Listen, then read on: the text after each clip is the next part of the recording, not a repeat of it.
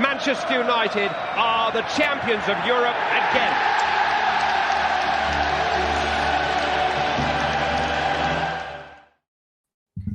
Hello and welcome back to the One United podcast. I'm joined as ever by Henry. Henry, how you doing? Yeah, not too bad. You? Not too bad at all. I think the podcast is arriving just as late as Fred did in that challenge yesterday. So keep it topical. But not bad. But on that note, then Henry, I imagine you've got a lot of thoughts about yesterday's game. Obviously, big chance to qualify for the knockout stages. We effectively blew. So it's down to the final game. What are your thoughts on the game? We fucked it. We fucked it. There's no other way of putting it. We messed it up, and we had the chance to win it, and we didn't. We had so many opportunities in the second half, and we bottled them. Tony Martial, man, this guy has got to learn how to finish. Seriously, he's not on form at the moment. I don't know what it is. It's doing my head in. It really is. Any other player, if you put Harry Maguire on the end of that cross, he finishes it. I don't know what the hell. He ballooned it like 30 yards over the bar in the end. I don't know what he was. I have no idea what he was doing. So, that was shambolic. We should have scored 4 at least. They're all over the place at the back, as they always are, because they're a shit team. The reality is they're shit. People overestimate them just because they got Neymar and Mbappe. That's all they've got. Nothing else. They had no other quality. Paredes, Pereira, and Verratti just went around kicking people because that's all they do anyway. Moise Kean was fucking useless. I don't know. Keylor Navas, meh, okay, didn't really come out for much. And 2 centre-halves were shit as well. They got ripped apart constantly. And then the fullbacks were getting torn apart by Rashford and Martial, even though Martial couldn't bloody score for the life of him. So we should have buried that game within 60 minutes, and we didn't. And as far as Fred goes, I would take him off at half-time. Why didn't we? He's just been checked by VAR for potentially headbutting someone.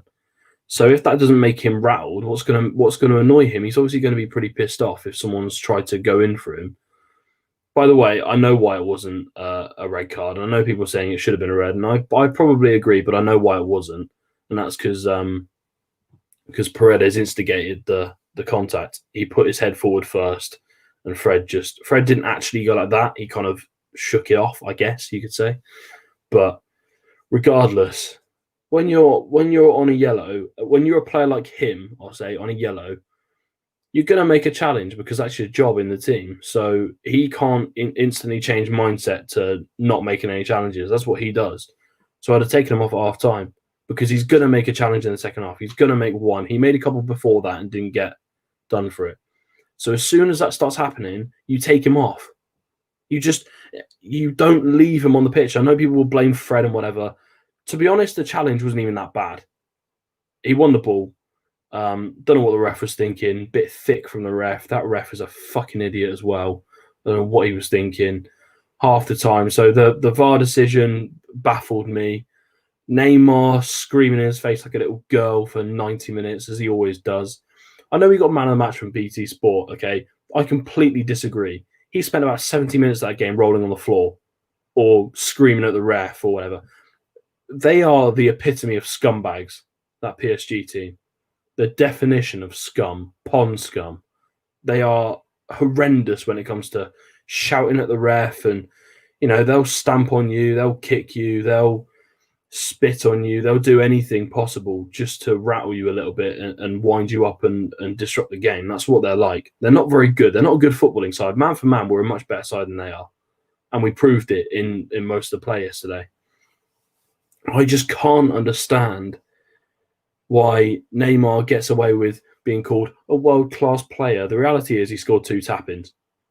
The second goal, okay, he ran quite far, okay, fair enough. He played a couple of good passes and whatever.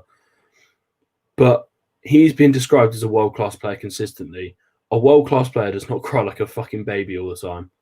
And they get on with the game, and they're professional. They're not arseholes, world-class players. Ronaldo, when he gets kicked, when Neymar gets kicked, he doesn't want to know. When Ronaldo gets kicked, he goes back for more. He wants more. So a world-class professional is the opposite of what Neymar is. He's a prat. He is a prat, and I don't care what people say. He's a scumbag. Good player, but he's a scumbag. So he will never be in the top 4 or 5 players in the world for me purely because of that reason, because he's a prick. So naivety from the manager again. I know you disagreed with me last night, and I say fair enough to a level, but you've got to know your team, and you've got. We could all see it at home that he was going to make that challenge. Everyone could see it. A couple of times, Neymar ran past him or Mbappe ran past him, and he was trying to have a little pull at the shirt or whatever. And you're thinking, what is he doing?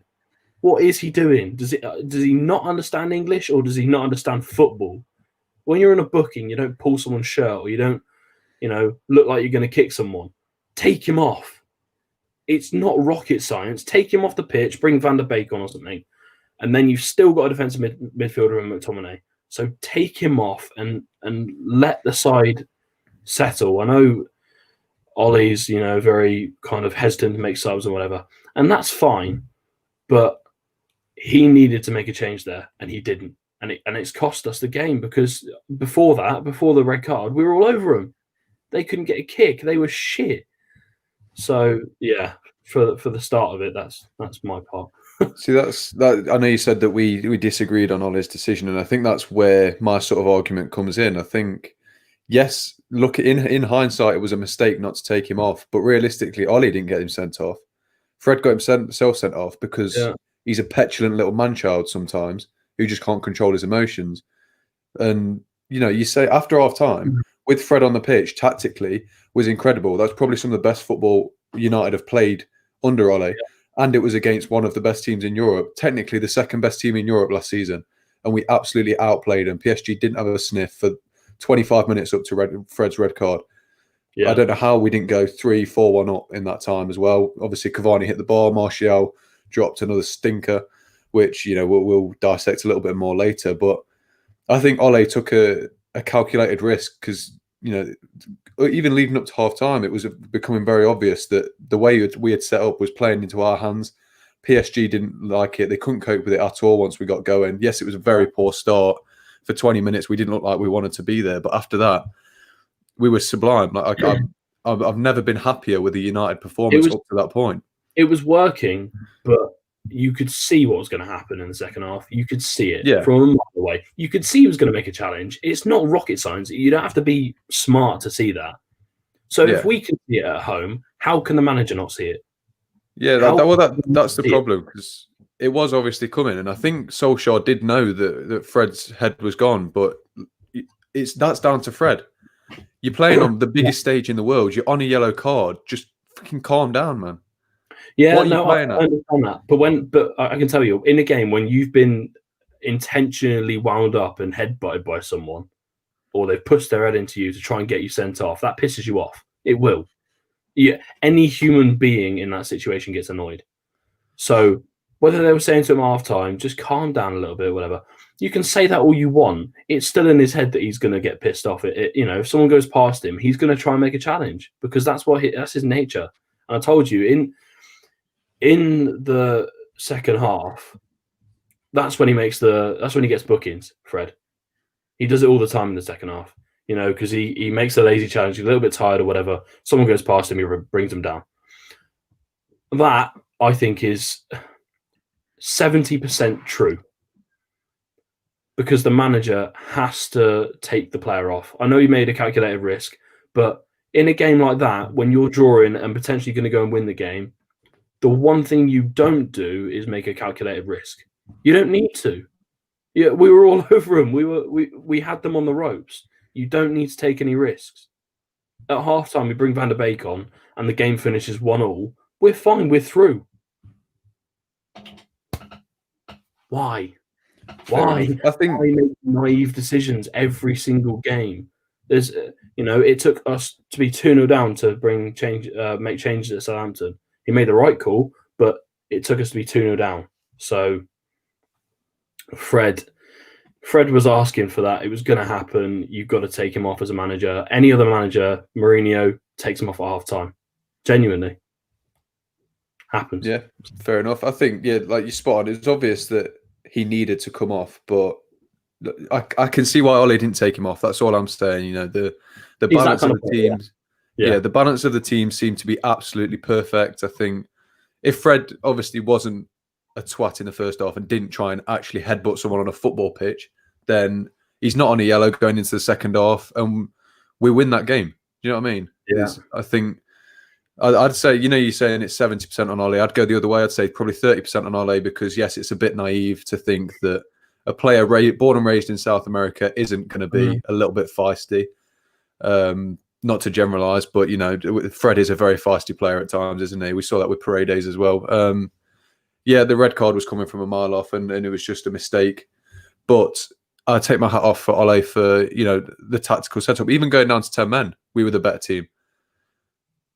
Would you not agree? Yeah, not really. No, because I think that when we went down to 10 men, they had control. I think people get very there's a misconception in football where if you have the ball, you're in control. That's not true. That's really not true. You could see the shape that they had. That we didn't have a chance, barely. Besides Pogba's shot from 25 yards, we didn't have a chance when we were down to 10 men, and that was purely because they changed to a 3 at the back. Or 5, you could call it, I guess. So they changed tactical setup and stifled our attack. Couldn't get anywhere. You know, we had an overload on the right. Couldn't get through. They had 2 players there. So they changed their tactical setup and we got done. Simple as that. You know, there's no. I don't think we were better. Maybe we kept the ball a little bit, but that means nothing in a game. If you're not playing the good football, if you're not getting forwards, you're not in the 18-yard box, that makes no difference. So they had control from the sending off and should have buried our chances. Fair enough. Had so many chances. Just sort of, right, before the sending off then, and even afterwards, would you not agree that as a team, it was an incredible performance and we didn't deserve to lose that game? I wouldn't say it was incredible, but it was certainly a lot better than we've seen in the last kind of like 5 or 6 weeks, especially at home. You know, the first 20 minutes was awful. Oh yeah, definitely. Against the better side, we're 2-0 down. 2-0 down, at least. Maybe 3. Against Bayern Munich, against Liverpool probably, you're looking at like 2 or 3-0 down in the first 20 minutes. You can't afford to sleep in the first like half an hour essentially of a game in the Champions League. You can't. You do that and you're done. And we paid the price with a goal straight away. I mean, it was a crap goal to concede as well. So the defending again, why there is such an obsession when Mbappe is on the ball to stand off him? I don't understand. Stop standing off him and get into him. One player needs to get into him. One player needs to hold back a little bit. So we allowed him to have a shot, and I know it was lucky, but you make your own luck.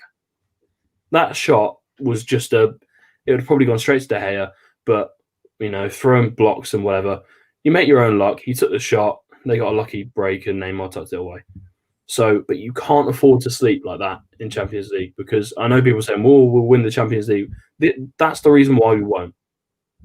That is the reason. We're so good going forward. That is the reason why we won't, because we sleep at the back. We did it against Southampton in the first like 25 minutes as well. We sleep. It's like, you know, it like takes half an hour for the players to wake up, and I can't deal with that. It does my head in because you're watching it. You might as well just sit on the toilet for the first 20 minutes or paint a wall for the first 20 minutes because fuck all's going to happen. We're not going to do anything.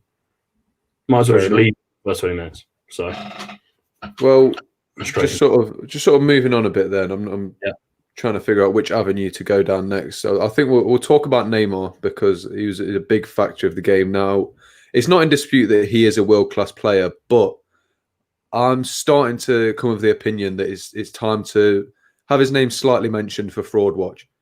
Yeah. Now, since he's joined PSG, I can't off the top of my head think of one big game quality performance where he has dragged PSG to a win. It very much seems to me like he's stat padding against small French league teams to make it seem like, wow, he's getting a goal and assist every game. He should be considered with Messi and Ronaldo. When was the last big game performance that you saw Neymar play? Like last season, go on. No, I'm just saying. I watched PSG against Bordeaux, that game which was at the weekend, I think, and Neymar started. He won a penalty, I think. Other than that, he did fuck all. This obsession with him being world class. He is a good player, don't get me wrong, and he can turn it on and off. That's how good he is. But at the same time, he is a world class bitch rather than a world class top. He's not top level. Messi and Ronaldo are streets ahead of this guy, and the fact that he's in PSG not doing it proves even more. He's not good enough to be mentioned in the same breath as those guys because he's too much of a child. And I know you've got to be a bit of an arse to get away with stuff kind of these days, but diving, rolling around, how can people condone that kind of shit, especially now? You know, any sort of touch. I know McTominay stood on him in the first half or whenever it was. I don't think that, well, I said at the time, I thought it might have been a hint of intent on that. And that's because I saw him look when he didn't need to stand on him in that way, but I know he tried to clip him or something because I saw him look behind him as he was turning around and then he stood on him. So, and I laughed at that because that prick deserved it. He seriously deserved it.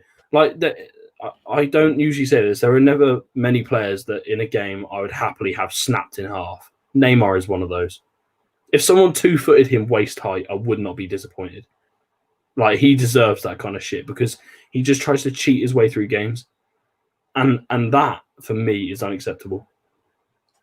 Fair enough. But yeah, just sort of going back to what I was saying, like off the top of my head, there's the quarterfinal against Atalanta that they scraped through where he played well. He maybe carried them to that performance. He completed a lot of dribbles. He set up at least one of the goals. But against a bum team. Yeah, against Atalanta, probably the third or fourth best team in Italy.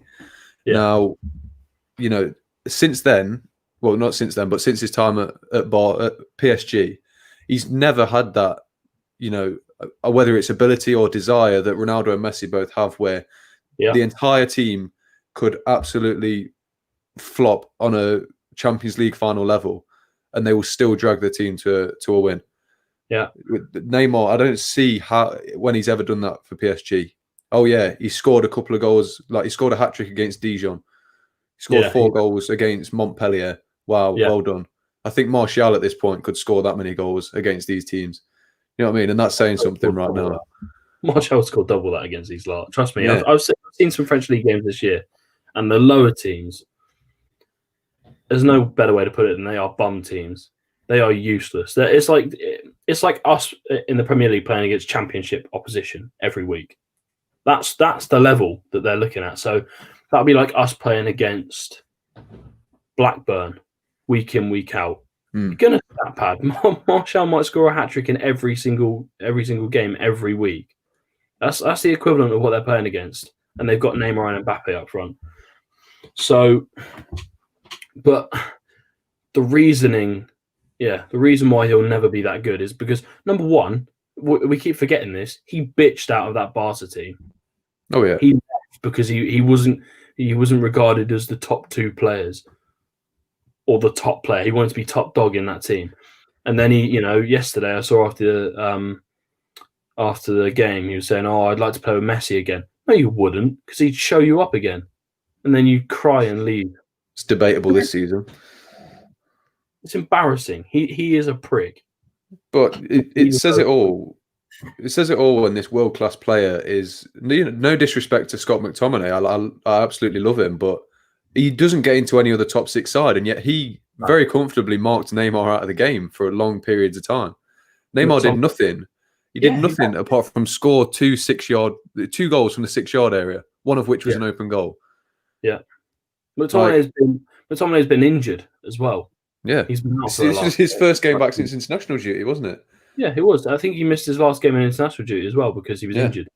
So, and then he's just pocketed Neymar. And the one thing I liked about what McTominay was doing, and this is what it reminded me of Herrera on Hazard a little bit. So he was following around with players like Neymar. You've got to be inside their shorts every second you've got to be kicking them, you've got to be saying in their ear, "You're a twat, you're a little Brazilian twat, and I'm going to knock you out." You've got to be saying stuff like that. It's just going to piss him off a little bit more.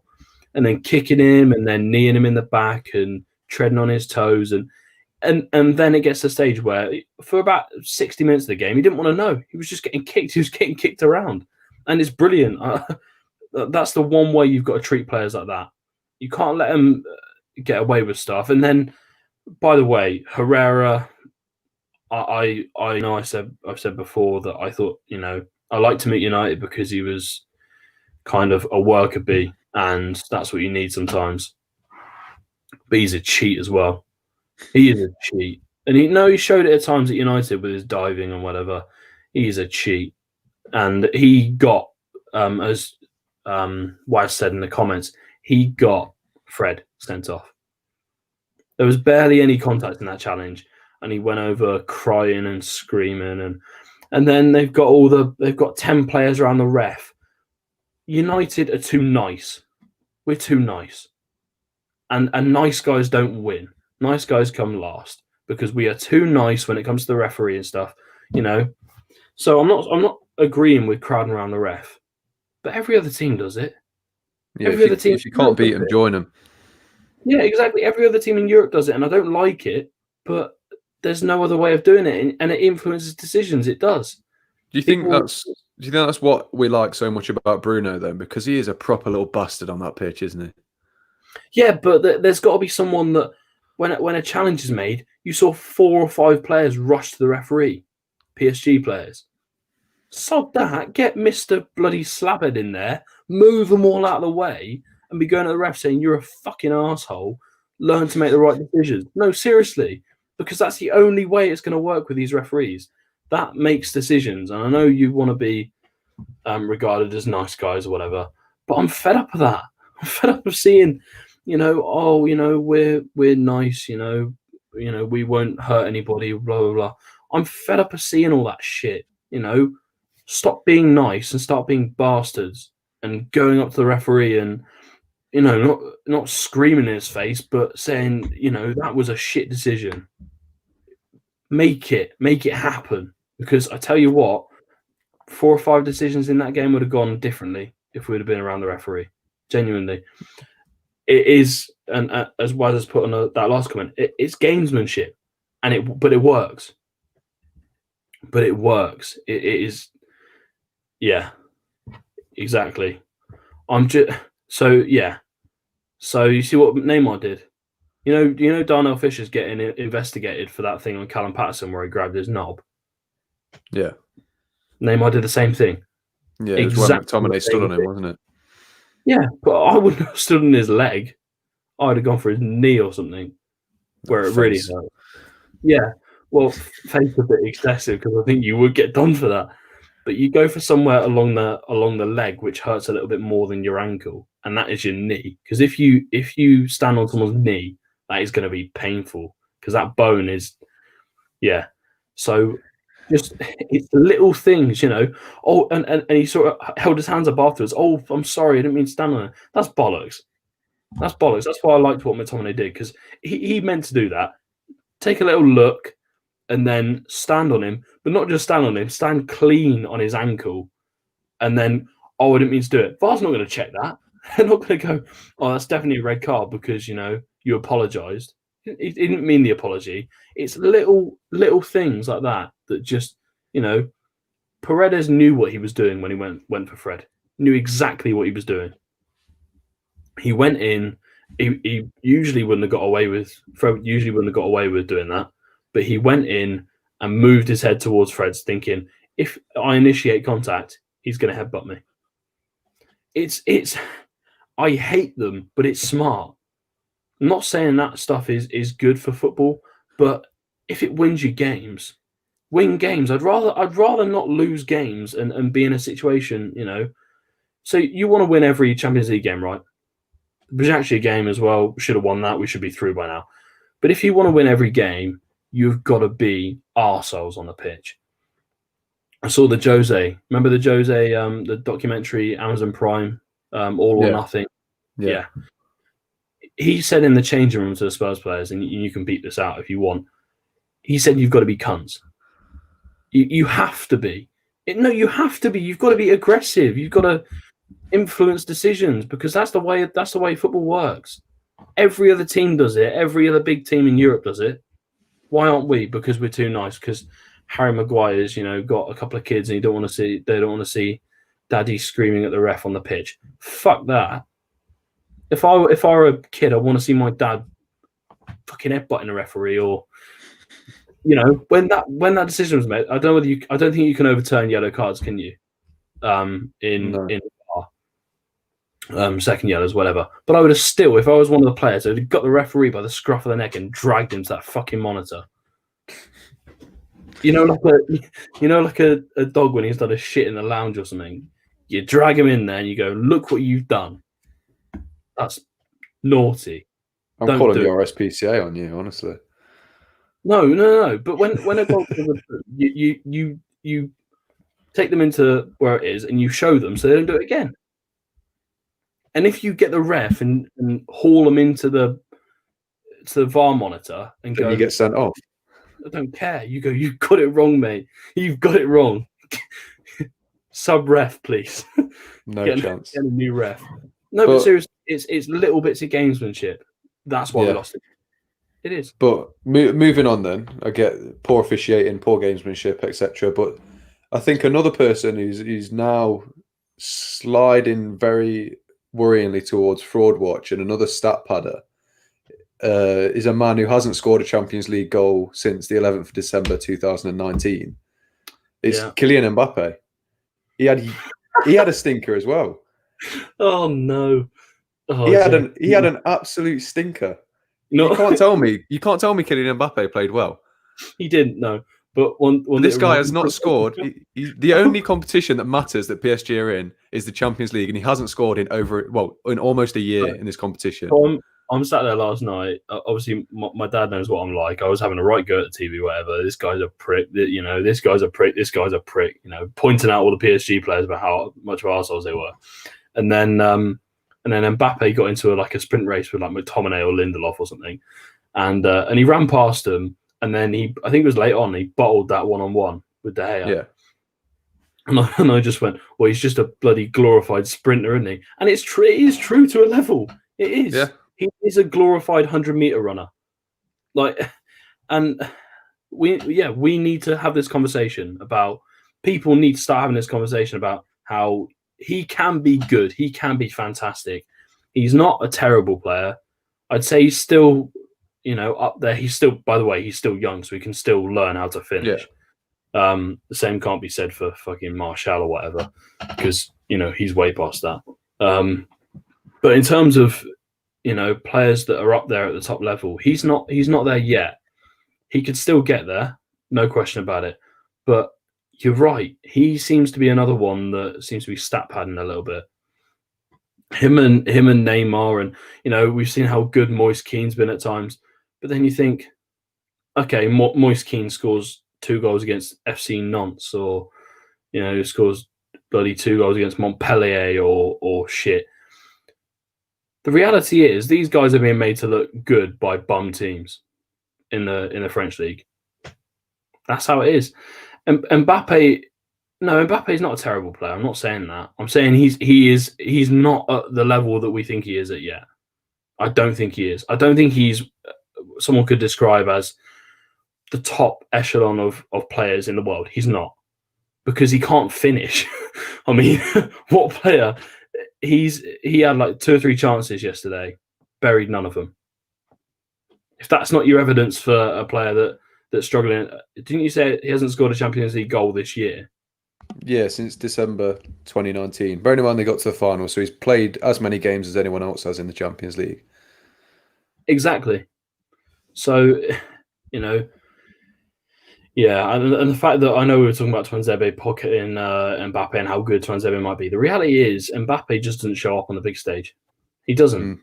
He never does. And the same with Neymar. So they've got 2 players that's fine. You can win the French league by 20 points, but it doesn't mean shit. It doesn't mean fucking shit if you can't score in the Champions League, because that's what they aim to win. Their billionaire owners are not sat shitting out money and throwing it at the club just so they can go and win the French league again. Because let's be honest, you could put a £15 million team together in that French league and win it by 30 points because it's such a bad league. It really is. Lille and co, they're up there, but they always drop points. Always do. They'll concede 4 to fucking, as you said, like Dijon or some shit like that. So you can play well in the French league, but that does not mean anything when it comes to the Champions League. So I think we need to have that conversation. What do you think of Mbappe? I think, listen, my opinion on Mbappe and Neymar is that they really are.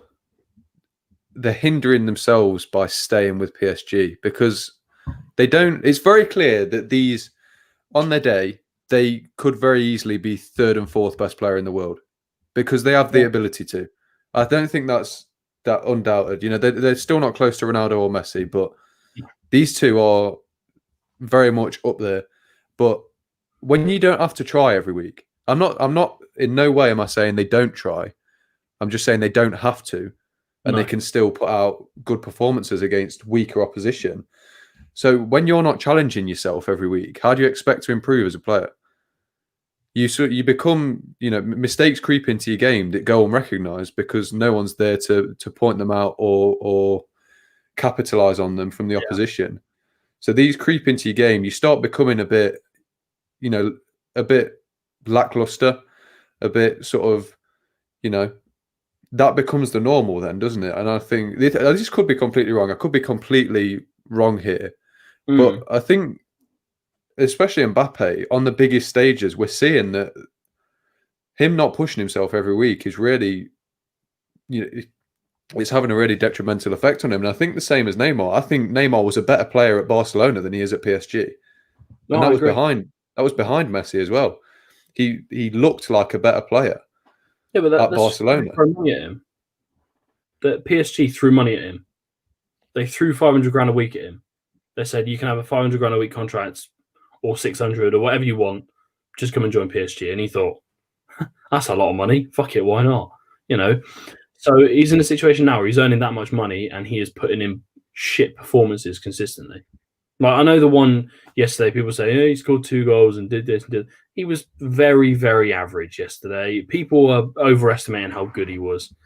He really wasn't that good. He made 1 top-class run, and I can name 3 that Rashford made. So that conversation needs to happen. And also, this year, they're flopping in the French league by their standards anyway. They lost 3 games all of last year in the French league. They've lost 3 already this year. So they're falling apart already. And they're, I know they're essentially, I guess they're through now into the knockout stage and we've got to go and win our game. But they should have cruised this group. If you look at the team that they've got, they should have been through 2 games ago. They should have beaten Leipzig away. They didn't. They should have beaten us at home. They didn't. So they should have been through a long, long time ago, and they weren't. So this idea that we were playing against, I know you said last year's finalists and whatever. They never looked to me like they were going to threaten Bayern in that game once. Didn't do anything. You can have Mbappe go on a 100-meter sprint, but if he trips over the ball at the end of the day, at the end of the run, doesn't matter. He's going to do fuck all. So, yeah, we weren't playing against one of the best teams in Europe last year, in my opinion.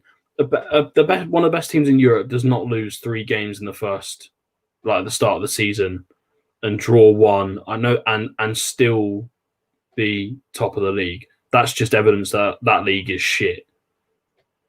Just evidence that it's a shit league. So, they're not that good. They're being overestimated, and the creativity in their team is non-existent as well, might I add. Non-existent. They haven't got one player in midfield that I think, wow, he can pull out a pass like Fernandez can. Verratti is usually that guy, but he didn't have a great performance again, like a lot of players at PSG. He hasn't for a while. He hasn't for a while. I mean, I can't say I've watched him too in detail, but there's a reason why he's so highly rated among fans, isn't there? Yes, but at the same time, he's been injured. Last year, he was injured quite a lot, and this year, I've watched some. As I said, I watched some of the PSG games this year, and they've been poor, really poor. So they were 2-0 up against Monaco, bottled that, lost 3-2. I think they lost to either Dijon or someone early on, like Metz away, and they've drawn at home to Bordeaux last week, at the weekend. None of those games, I thought, Verratti or Paredes or whoever, they're playing really well because they weren't. Fair enough. Yeah, anything else to say on that before we move on? No, I guess we'll move on to. Well, the last thing I wanted to talk about was reactionary fans on Twitter, because I'm not Ollie's biggest fan. I'll openly admit that, but I've never out and out said I'm Ollie in or Ollie out, because I'm very much on the fence. Now, the reaction on Twitter yesterday, you'd have thought we'd had no shots in the whole game. We'd have got battered 5-0. That was it. And you'd have thought that was a reoccurring theme throughout the season. You'd have thought we'd never won a game in football in our lives. Everyone was saying that Ollie's got to go, this and that, this and that. How, I just don't understand it. What are your thoughts on it? Because I thought personally, Ollie deserved a huge amount of credit for that game yesterday. Yes, the Fred thing was a mistake. We see that in hindsight, but we dominated PSG. Who can, you look back to the ties we had against them 2 seasons ago. They came to Old Trafford, battered us, 1-2-0. We went to Parc des Princes. They still battered us. We somehow won 3-1. We absolutely robbed the result. I don't know how we did it. This time, we go to the Parc des Princes. I'd say we dominate that game. We were comfortable in that game, and we get a deserved 2-1 win. They come to Old Trafford again until the Fred sending off. We dominate that game. We're somehow not ahead by at least a goal, and they come to Old Trafford and do what we did at the Parc des Princes and just nick a result out of nowhere. So I'm really not understanding this reaction from fans, because I'd say there's more than a 50% split of fans who want Ollie's head for that game. Yeah, right. The best way I can put this is there are fans that are purely reactionary. So, people I know will say, I could be in that bracket. To a level, yes. But by the way, I have never ever said, I've said Ollie might not be a good enough manager, but I have praised him when he gets it right. I've always done that. And someone that's reactionary and hates him that much does not do that. I see on Twitter after games, if we lose, I see Ollie out trending. Always does, because some United fans just hate him that much that they will just slander him. Any opportunity, they'll slander him. The people that talk sense are the ones that say they're fed up of inconsistency throughout the season. I am one of those. I'm fed up of being inconsistent throughout the season. If we go and beat West Ham, fine. We could be back in the running for top 4 comfortably. But if we don't, we're back to square one again. So the fact that every game now, for us, every game feels like a cup final because we shit up the first part of the season. That's the reality of it. We made mistakes after mistakes. We lost games that we shouldn't have lost. We drew games that we shouldn't have drawn. We were poor. We lost away in Istanbul, which, by the way, they're a bum team. I know they Leipzig only beat them 4-3, but they are a bum team. So this whole idea that Ollie's a shit manager that has no clue what he's doing, I don't agree with that. But I think we are so inconsistent when it comes to winning, losing, and drawing games, and that can't happen. It can't happen, especially with the team that we've got. I know we should have signed more players in January, but January in the summer. But with the team that we've got, we should be competing at the top. Simple as that, and not being inconsistent. So that game yesterday, I know it might have been an anomaly, and we might go and beat West Ham, which would be great because they're in good form. They're putting in some good performances and good wins. So we go and beat them, and we're looking a bit better, but we don't, and we're back to square one again. It's every game is a cup final, and it should not be like that in this season, especially for us. We're still, people saying, "Oh, with this game we could go here." It doesn't matter to me. Do you think in every game? Do you go into every game thinking we are going to comfortably win this game? So against West Ham this weekend, do you think we'll go into that game, which we should go into that game thinking we should win it? Do you think we'll comfortably win that game? Do you think, yeah, we've got this easy? I mean, I think we have the capabilities to, but I don't go into any United game thinking that word. I wanted you to say that. Capabilities. That to me, that's saying we've got the players to do it, but have we got the managers to do it? Correct me if I'm wrong. Is that we've got the players to do it, right? We have, yeah, but I think it's a lot of the time it is on the players that don't perform as well. You see Martial right now; there's nothing Ole can do to stop him from missing two efforts from inside the 12 inside the penalty area. Do you know what I mean? But I agree, but also the setup in some games. So the first 20 minutes of that game, you said was shit. The first 20 minutes of the PSG game was shit. If we play well in that first 20 minutes, we don't concede, we score ourselves, the game's over. Genuinely, we score first, that game is done. Because they've got to score twice, and we've got a counter-attack. The game's over. So, and I don't think that's all on the players, though. I don't. But I think the first 20 minutes was on the players because Ole didn't change his setup at all, did he? Up until Fred scored, he didn't change anything. And from 20 minutes onwards, we suddenly picked up. So I think that was entirely the players just not being up for the occasion for the first 20 minutes. But it's a consistent theme. Seriously, though, it's every week. Yeah. The same thing happens every week. And it hasn't been changed yet.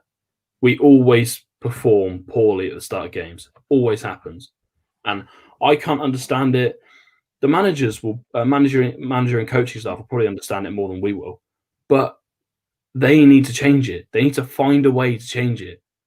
Whether it's sending a text to each of the players saying, you're a bum before each game, you're a shit player, you're useless. Just to wind them up or whatever. I don't know what it is, but something needs to change. And I'm getting fed up of it not changing, and we're doing the same shit every week. If we play like that against West Ham in the first 20 minutes, I bet you they'll stick bloody Haller or whatever up front, and he will just bully defenders.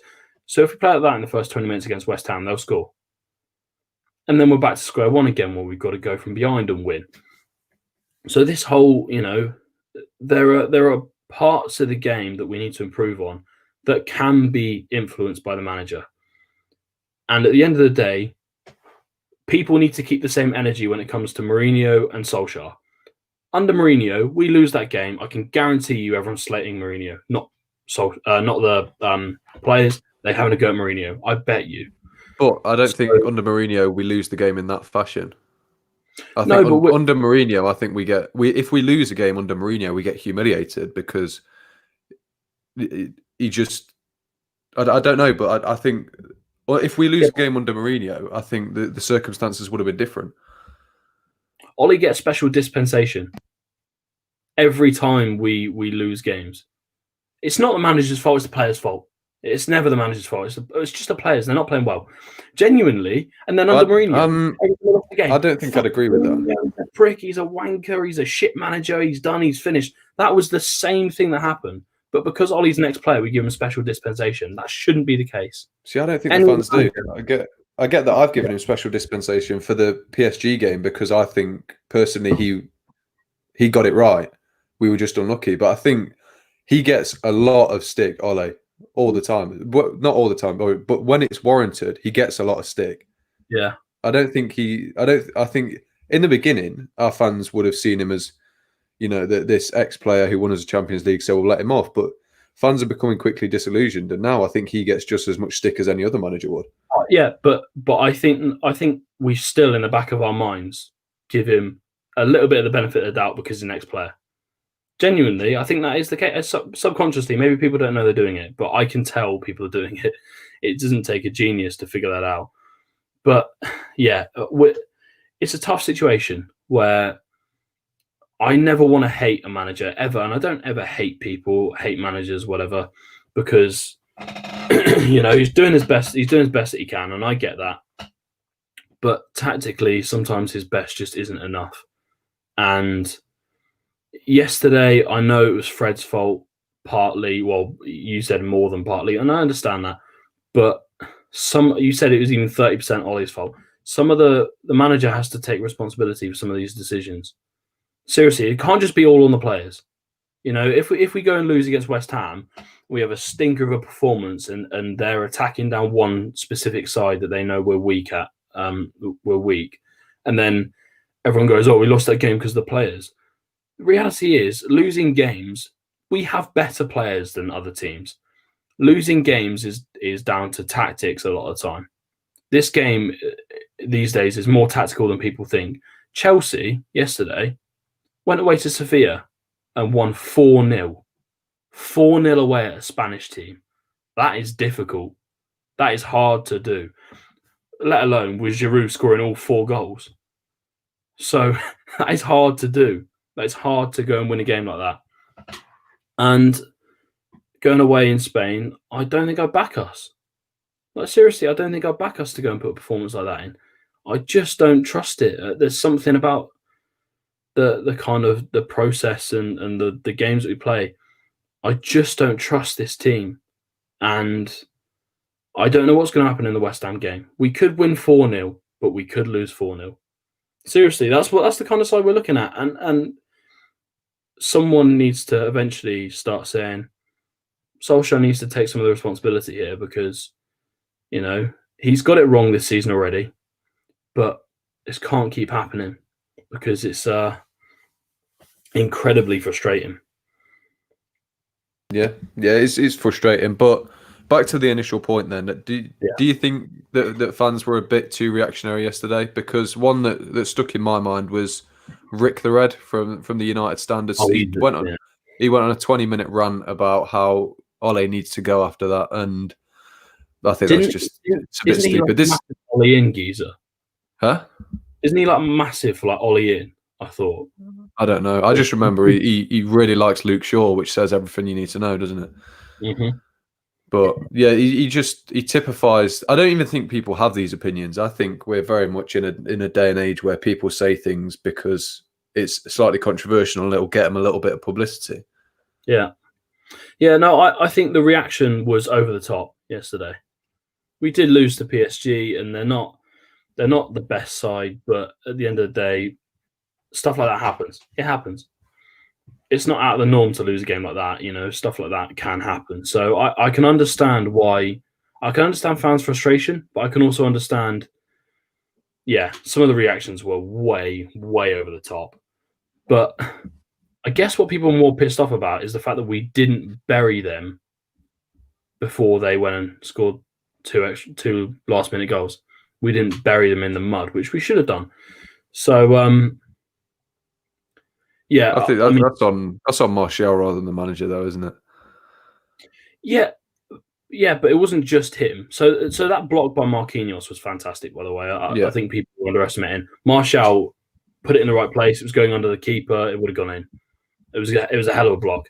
The one where it came across the box and he's got Navas diving at him and stuff, should have scored that without a shadow of a doubt. Any top striker does. So there are a couple of chances that we should have buried, for sure. What about also the one that's gone sort of unnoticed is that Fernandes one in the first half. When he was played through and he opted to pass it to Cavani instead of shoot, and he just completely fluffed it and passed to the keeper. That don't get talked about enough, I think. Well, usually he gets for me, and I know talk about getting special treatment, whatever. For me, he does. He made one mistake out of 6 games. He carries us consistently. I also saw something yesterday about some United fan calling Fernandes a shit player and saying how he's useless or he just stat pads in games and gets penalties and whatever. People who I would never follow someone on Twitter who criticizes Fernandes like that. He has carried this team for the last 6 months. Well, it's just an example of people saying stuff to get clicks. Like, I've seen the tweet that you're on about, and it's it's like semi-blown up. It's got a lot of big football Twitter accounts commenting on it, thinking that this guy genuinely means it, when he can very clearly doesn't. Well, yes and no, because some people are actually that deluded in our fan base. It wouldn't surprise me genuinely. Then who cares what they have to say about football, because they clearly don't watch the same game as we do. I wanted to round this off. I wanted to ask you a question about Leipzig. Okay. About your confidence going into that game, and do you think we can win? Simple as that, really. Well, Upamecano's suspended. Yeah. So that's a little boost of confidence. I get Fred suspended, but you just drop Donny van der Beek in there, and we should be all right. I think if we approach the game like we approached the PSG game, because we didn't need to win the game against PSG, and yet we still went for the win. So that gives me a bit of confidence. If we approach it like that, it very easily could be another 5-0. I'm not being funny. Yeah. Without we beat them 5-0 with their best defender. I get that he was a little bit lucky. We probably didn't deserve to win 5-0. And the game just sort of the dynamic of the game shifted after 70 minutes when they just seemed to stop trying. But if this is, I know I'm talking hypotheticals here, but this is why I'm sort of confident going into that game. If Ole approaches the game right, like he did with PSG, and if the players, another thing is that we've seen time and time again, these aren't big game players, are they? We saw in the Europa League last year, they flopped against Sevilla in the big game. They went out of the semi-final of the FA Cup as well, bottled that, and then with PSG, you get the chance to qualify and you bottle it. So that's the one worry I have, that these players mentally aren't suited for this type of game where there's a lot of pressure on them. But I think this is a real chance to get past that, because this is a Leipzig team there for the beating. They beat.